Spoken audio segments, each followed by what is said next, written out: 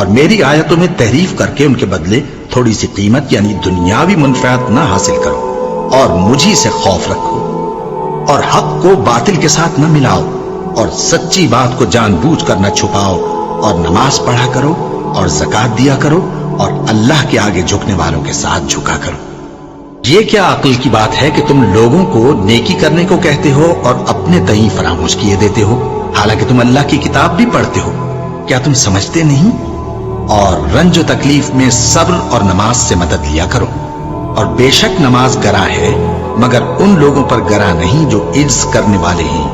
جو یقین کیے ہوئے ہیں کہ وہ اپنے پروردگار سے ملنے والے ہیں اور اس کی طرف لوٹ کر جانے والے ہیں۔ اے یعقوب کی اولاد، میرے وہ احسان یاد کرو جو میں نے تم پر کیے تھے،